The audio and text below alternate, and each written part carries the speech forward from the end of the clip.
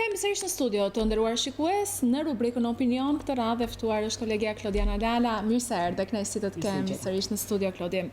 Është pezulluar një antar i KPA-së, i Kolegjit Posaçëm të Apelimit. Çfarë po ndodh?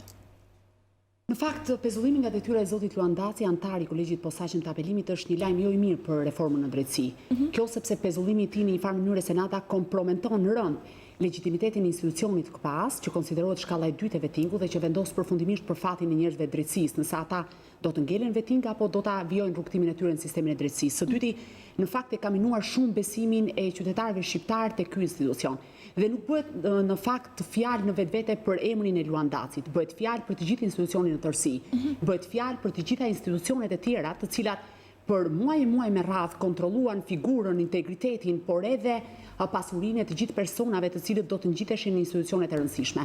Dhe në fakt çfarë ndodhi? Rezultoi muaj më pas që ky personazh, pra Luan Daci, ka fshehur një rekord të jetës së tij, që do thotë në vitin 2017, kur ai kandidonte për të bërë pjesë e KPA-së, i pyetur në kuvent ka deklaruar se nga detyra e gjykatësit në vitin 1997, konkretisht në 24 dhjetor, është larguar me dorëheqje. Ndërkohë që nga hetimi i kryer nga SPAK rezulton se zoti Daci është shkarkuar asë kohe me vendim për shkelje të rënda të ligjit dhe pa aftësi në detyrë. Imagjinoni një person, një ish gjyqtar i shkarkuar për shkelje të rënda në detyrë, i shkarkuar për pa aftësi, sot merr vendim për fatin e gjyqtarëve dhe të prokurorëve. Dhe kjo e minon më së tepërmi të gjithë këtë institucion, i vënë në pikëpyetje të gjitha vendimet që zoti Daci ka firmosur, jo vetëm si relator i çështjes, por edhe si pjesëmarrës, pra si antar i trupave gjykuese. Dhe në këtë kuptim, kjo është një kambanë alarmi për të parë, sepse ka zëra brenda institucioneve, ka zëra në radhat e juristëve, që të tjerë antarë të Kolegjit Posaçëm të Apelimit kanë fshehur gjithashtu të kaluarën e tyre, kanë thënë fakte të pavërteta dhe kanë dorëzuar, depozituar pranë institucioneve dokumenta të falsifikuara. Dhe kjo do ta bënte edhe më të rëndë situatën dhe do ta vinte në pikëpyetje të gjithë vettingun që po u bëre gjyqtarëve dhe prokurorëve në Republikën e Shqipërisë. Pyetja që shtrohet sot është dhe që është shtruar përgjatë gjithë këtyre viteve, a duhej një reformim i sistemit? Pa diskutim që duhej. A duhet kishte vetting në radhë të gjyqtarëve dhe të prokurorëve? Pa diskutim. Por sot jemi përpara faktit që me firmën e Luan Dacit, një person i cili është zyrtarisht në nënhetim nga ana e SPAK-ut për falsifikim dokumentash, kanë dalë jashtë sistemit disa prokuror apo gjyqtarë të cilët nuk e meritonin. Për shembull, kujtoj këtu Antoneta Sevdarin, një prokurore me integritet, që është marrë një vendim haptazi i paligjshëm. Relatori i çështjes ka qenë Luan Daci. Zonja Sevdari sot është jashtë radhëve sistemit. Kemi gjithashtu një vendim tjetër për Arbendo Llapajn. Është jashtë sistemit dhe është gjykuar dhe është verifikuar figura, aftësitë e tij profesionale dhe pasuria e tij nga njerëz të cilët sot janë në hetim. Dhe shmangja e zotit Daci ditën e sotme për të përballur me drejtësinë gjithashtu tregon shenja frike. Tregon faktin që ai ka fshehur një rekord në një farë mënyrë, ka një rekord kriminal, sepse është larguar për shkelje të rënda të ligjit. Imagjinoni, domethënë të bësh pastrimin e gjyqtarëve dhe të prokurorëve, pra nga të pastrosh sistemin nga të korruptuarit, nga një person i cili ka ikur nga detyra dhe ka dalë jashtë radhëve sistemit për pa aftësi.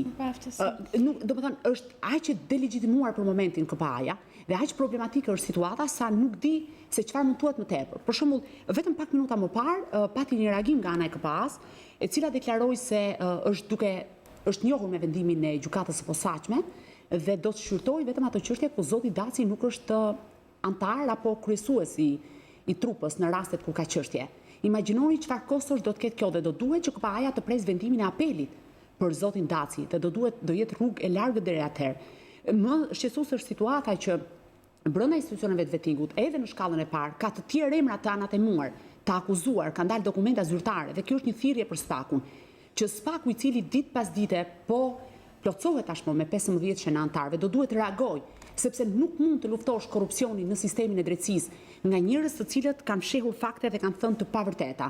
Nuk mund të luftosh korrupsionin në sistemin e drejtësisë apo të nxjerrësh jashtë rradhëve të sistemit prokurorë dhe gjykatës, pavarësisht mëkateve që mund të kenë bërë. Ndërkohë që këta që po i vetojnë janë njerëz që kanë problematika theksuara, që kanë gënyer haptazi institucionet, janë të regjistruar të gjitha deklaratat e zotit Daci. Në rastin konkret është pyetur nga deputetja e Partisë Socialiste zonja Vasilika Hysi konkretisht zoti Daci se për çfarë arsye ishte larguar dhe ka gënyer haptazi të gjithë shqiptarët si ishte larguar me dorëheqje. Në fakt ai është larguar, është shkarkuar nga detyra për shkelje të rënda. Pra, kjo e kompromenton. Ka në fakt shumë zëra sa i përket reformës dhe reforma nuk është ajo për cilën u nis në fillim. Ishte në thelb dhe në draft ishte një reformë e cila mendoj se do t'i vlente publiku shqiptar, shoqërisë shqiptare, që do të jepte drejtësi për shqiptarët. Po sot, me sa kuptoj dhe me çfarë unë shoh ditë pas dite, çfarë ndodh sot në reformën drejtësi? Ka devijuar nga qëllimi fillestar. Kemi një reformë të devijuar, kemi prokurorë dhe gjyqtarë të cilët kanë dalë jashtë sistemi dhe nuk e meritonin të dilnin, dhe kemi të tjerë të cilët realisht kanë probleme me pasurinë, kanë probleme me aftësitë profesionale, kanë probleme me figurën, dhe po vijojnë dhe po japin vendime në emër të Republikës, po vijojnë dhe të jenë pjesë e hetimit të çështjeve ndërkohë që nuk e meritojnë të jenë. E kanë kaluar filtrin e vettingut gjyqtarë dhe prokurorë të cilët nuk do duhet ta kishin kaluar. Dhe për këto arsye, SPAK-u është i lutur nga të gjithë faktori, si kombëtar ashtu edhe ndërkombëtar, që të reagojë për të parë të gjitha vendimarrjet e institucioneve të vettingut, sepse në fakt çfarë ka ndodhur? Çfarë do të thotë në thelb pezullimi Luan Dacit? Është një personazh i cili është emëruar dhe ka marrë statusin e antarit të gjykatës kushtetuese në mënyrë të paligjshme, duke përdorur rrethana të rreme. Dhe imagjinoje se sa kartë fort do të jetë nesërmen për ata gjyqtarë apo prokurorë që janë drejtuar gjykatës europiane për drejtat e njerëzit, sepse me të drejtë ata do thonë që kanë patur një proces të parregullt ligjor, për sa kohë janë gjykuar nga një person i cili e ka marrë detyrën në mënyrë të paligjshme. Dhe të gjitha këto fakte sjellin pasoja. Dhe me të drejtë në fakt kanë sjellë edhe reagimin e ambasadores së Shteteve të Bashkuara të Amerikës në Tiranë, e cila Mendoni se pikërisht për këtë ka qenë reagimi i ambasadores amerikane? Kemi dy reagime rradha si Senata, ka një shqetësim legjitim në këndvështrimin tim nga ana e ambasadores zonjës Kim, kjo për faktin se ditën e djeshme ajo foli për një marrëveshje ose më saktë për dyshimet rreth një marrëveshje. Reformën. Në fakt ka zëra Senata sot për thirrje për u bëri qartë palëve politike shqiptare që nuk ka rrugtim drejt Bashkimit Evropian nëse reforma në drejtësi nuk do të çohet përpara. Dhe është shumë i qartë mesazhi i saj. Unë mendoj që edhe ndërkombëtarët kanë pjesën e tyre të fajit. Një reformë që në fillim u përshëndet, u mirëprit dhe kanë pjesën e tyre të fajit, sepse në kolegjin e posaçëm të apelimit kanë marrë pjesëtarët ose antarët e operacionit ndërkombëtar të monitorimit, kanë marrë shkresa zyrtare, kanë marrë denoncime konkrete. Për Luan Dacin kanë marrë denoncim konkret nga ish prokuroria Sevdari, e cila ju ka vënë në dispozicion të gjithë faktet dhe provat, dhe operacioni ndërkombëtar i monitorimit nuk ka reaguar. Dhe sigurisht që ndërkombëtarët kanë qenë në dijenit kësaj situate dhe po reagojnë në një moment ku reforma ka devijuar nga thelbi i saj. Reforma në fakt po bën dëme shumë të mëdha në sistemin e drejtësisë. Dhe pse shikoj legjitim këtë situatë? Më mirë vonë se kur është një shprehje. Sigurisht fakti që nga brenda mazhorancës po vinë sinjale që mund të ketë ndërhyrje ligjore dhe ndërhyrje në kushtetut dhe në ligjet e reformës, kjo është një kambanë alarmi. Nuk mundet kursesi që në mes të një procesi të bëhen ndryshime ligjore. Nuk mundet kursesi që ndryshimet, qoftë ligjore apo kushtetuese, të bëhen në nxitime sipër për hir të një qëndrimi caktuar apo për hir të një interesi caktuar. Do duhet që ndryshimet ligjore apo kushtetuese të bëhen kur është e nevojshme realisht, sepse ne jemi mësuar në këtë vend që sa herë intereson politikës, qoftë majtas apo djathtas, të ketë ndryshime në ligje dhe pasojat në fakt i vuajnë qytetarët. Është e tmerrshme që vetëm pak vite pasi reforma u votua unanimisht në Kuvendin e Shqipërisë, të fillojë dhe të kërkohen dhe të amendohen ligjet, sepse në fund fare kjo eminon të gjithë procesin, eminon të gjithë shpresën e shqiptarëve për të gjetur drejtësi. Ju përmenda rastin e zonjës Sevdari, po ju them një emër tjetër, Gentian Trenova, një ish prokuror i krimeve të rënda, i cili ka kërkuar burgime të përjetshme për emrat njohur të botës krimit, përfshirë edhe ish kreun e bandës së Lushnjës. Sot Gentian Trenova është jashtë rradhëve të sistemit, pa një arsye të qëndësishme. E ftoi këtu të gjithë faktorin ndërkombëtar, edhe vëzhguesit e ONM-s, të japin fakte pse zoti Trenova është jashtë sistemit, pse Arben Dollapa është jashtë sistemit, pse Antoneta Sevdari është jashtë sistemit, sepse do jetë një kosto shumë e madhe. Pa diskutim gjithë e kanë përqafuar reformën, e kanë dashur sepse në fund fare reforma është ajo që i duhet këtij vendi, por nuk mund për hir të disa emrave, për hir të disa gjyqtarëve prokurorëve, të cilët kanë abuzuar me detyrën, nuk mund të shkatrojmë gjithë sistemin. Dhe sigurisht që zonja Kim me të drejtë flet për një marrëveshje. Unë nuk jam personi kompetent për të thënë se ka ose jo një marrëveshje për mes palëve politike. Por ajo çfarë kuptoj është fakti që politika sa herë e ndjen veten ngushtë dhe sa herë kupton spaku është gati dhe nëse do të lihet i lirë të punoj pa diskutim që ka mjaft material, ka tendera, ka koncesione, ka materiale pafund, ka lidhje të politikës me krimin organizuar. Si do ta vlerësojë punën e spakut? Shumë herët për të thënë, mendoj që deri tani i vetmi moment që duhet përshëndetur është ai zoti Daci. Nuk ka bërë asnjë detyrë tjetër apo asnjë punë tjetër, nuk ka patur asnjë sukses tjetër.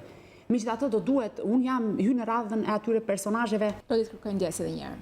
Jo, senador, në fakt më flisim për çështjen e reformës, që si po shkon reforma në drejtësi dhe është legjitim shqetësimi i ambasadorit së Shteteve të Bashkuara të Amerikës, pa diskutim.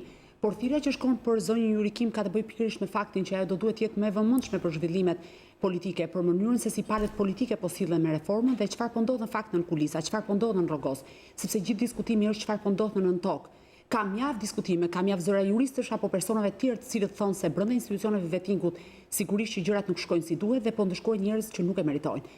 Patjetër që shqiptarët kanë nevojë për reformë dhe patjetër që shqiptarët ndjejnë nevojën për drejtësi. Por kjo nuk do të thotë që të sakrifikojmë njerëz që e meritojnë dhe gjithashtu kur flas për spakun, nuk kuptoj faktin që spaku do duhet jetë më i vëmendshëm për fenomene shqetësuese, do duhet të hetojë edhe denoncime që vijnë nga mediat. Media ka bërë punën e saj duke denoncuar raste korruptive dhe në fakt nuk ka deri më sot asnjë dosje hetimore të qëndësishme dhe që mund dërgoj prapa hekurave njerëzit e njohur të pushtetit apo ata që konsiderohen elita e vendit, të cilët kanë abuzuar në fakt për 30 vite dhe kanë varfëruar shqiptarët dhe në këtë kuptim do duhet që spaku të reagojë. Spaku nuk mund të qëndrojë. Nuk ka reaguar. Mendon se është ende herët? Mendoj që spaku ka qenë në kushte jo të favorshme për të patur një produkt konkret, për cilat arsye, para sepse nuk ka ende gati bëron kombëtarit hetimit. E dyta, spaku po funksionon me zyra të marra ua, sepse gjithë ligjvëndësi politika shqiptare kanë ngritur institucione, por ka harruar të gjejë vendin ku qëndrojnë, ka harruar të sigurojë zyrat, ka harruar që reforma ka dhe disa kosto të tjera. Ata janë gjithë anëtarët e spaku, qëndrojnë disa zyra të marra borxh në gjykatën e posaçme, qëndrojnë nga 3 ose 4 prokurorë në të njëjtën zyrë apo oficerë të policisë gjyqësore. Gjithashtu që krimet e rënda në momentet e fundit, në kohën e zonjës Marku, thuajse u shkatruan si institucion, shumë dosje të cilat realisht ishin produkt i spakut, u degdisën në përrethe, u shkatruan, që do thotë spaku e gjeti punën jo të mirë, por edhe vetë spaku mendoj që do duhet të jetë i mbështetur nga faktori ndërkombëtar, sidomos, sepse politika shqiptare dihet që nuk do ta mbështesë, por nga faktori ndërkombëtar për të ecur përpara. Rasti zotit Daci, pezullimit nga detyra, është një shkëndije mirë, por të duhet pasohet nga tjera e tjera, sepse në fund fare, duke riparuar gjithë defektet që po ndodhin në reformë, pa diskutim që më pas në të nesërme ne mund të presim drejtësi. Sepse shqetësimi më i madh është senata që ka emra të tjerë brenda KPA-së dhe KPA-së që përfliten për problematika në ligjit. Pra, Rasti Daci është vetëm Maja? Mendoj që po. Për shembull, Besnik Cani, ish antar i KLP-s, ka denoncuar një tjetër emër për shkelje të ligjit dhe ka kërkuar përjashtimin e tij nga kolegji i posaçëm të apelimit. Kanë patur gjyqtarë dhe prokurorë cilët janë përballur me KPK-n dhe që kanë ngritur dyshime për fshirjet e për kryetaren e KPK-s, zonjën Bungo, që duke pretenduar se ka fakte kundër tyre që flasin për përgjegjësi penale. Unë nuk jam personi kompetent që ta them këtë gjë, sepse duhen institucionet ligjzbatuese, por e gjithë ligjshmëria e punës së tyre. Pra, secili prej tyre kemi zotin Amita, i cili është duke u hetuar nga ana e prokurorisë Tiranës për akuzën e falsifikimit dokumentave, antari KPK-s, për shkak se sipas në fakt ishte një denoncim i bërë nga Partia Demokratike që ai ka falsifikuar dëshminë e gjuhës huaj. Dhe është një çështje e cila është në tyret e prokurorisë, që do thotë nëse spaku do të reagojë, nëse spaku do të bëjë një hetim qëndësishëm për të gjitha sferat në Shqipëri, pa diskutim po thotë që do të kemi një kosto të madhe? Pa diskutim. Cila do të jetë kjo kosto? Pa diskutim, kostoja është për qytetarë shqiptarë, për qytetarët të cilët kanë shpresuar shumë tek reforma. Nëse reforma do të lejohet të rrjedhë në këtë drejtim, nëse do të bëhen ndryshime ligjore në këto momente, nuk janë ndryshime që realisht janë të mirëpritshme, sepse në fakt do të devijonin gjithë thelbin asaj që duhet kishte nisur dhe do duhet kishte përparuar. Do të kemi parasysh senata, vettingu është për momentin i vetmi institucion në karantinë. Qytetarët shqiptarë sot që flasin janë të lirë, kanë dalë në protestë për mbrojtjen e teatrit. Ndërkohë nga ana tjetër, vettingu nuk e ka rinisur punën. Kur them nuk e ka rinisur, nuk ka dalë në seanca dëgjimore publike, sepse çdo ditë që kalon është kosto e madhe për qytetarët shqiptarë, për buxhetin e shtetit. Ne nuk kemi pse paguajmë disa gjyqtarë në shkallë të para apo të dytë të vettingut me mijëra euro, paga marramëndse për një vend si Shqipëria. Më kupton, dhe gjitha kjo përkthehet në kosto jo vetëm për qytetarët, por edhe për buxhetin e shtetit. Me që përmende protestën, ke qenë në terren, ke raportuar prej andej, e ke parë nga afër, ke parë gjithçka të kësaj proteste. Veprimet e policisë, si ke parë? Është një pyetje në fakt që kam dashur ta them dhe ta sqaroj situatën edhe në raportimet live. Policia e shtetit, në rastin e godinës së teatrit kombëtar, ka fytyrën e ministrit të brendshëm, zotit Sanderleshaj. Kam parë një polici arrogante, kam parë një polici kriminale, që ka vepruar jashtë çdo standardi dhe jashtë çdo norme ligjore, ka shkuar reparti Renea, forcat Renea, për të nxjerrë nga teatri kombëtar, nga godina, Neritan Liçajn. Forcat Renea Senada, për ta kuptuar opinioni publik, lëvizin me një plan të posaçëm operacional për të neutralizuar apo për të arrestuar element të rrezikshëm kriminal. A mund të më thot ministri i brendshëm, i cili deklaron se policia ka fytyrën time, cili ishte elementi i rrezikshëm kriminal? Edmond Budina, Neritan Liçaj, apo aktor dhe përfaqësues të shoqërisë civile? Cili ishte personi i armatosur në godinën e teatrit kombëtar, qoftë brenda godinës apo jashtë? Nuk jam personi që mund t'jap një përgjigje apo që kanë të drejtë të flas nëse godina e teatrit duhet prishur ose jo. Është një çështje të cilën refuzoj të bëhem pjesë, për sa kohë nuk e njoh atë fushë, për sa kohë nuk jam njohse e trashëgimisë kulturore.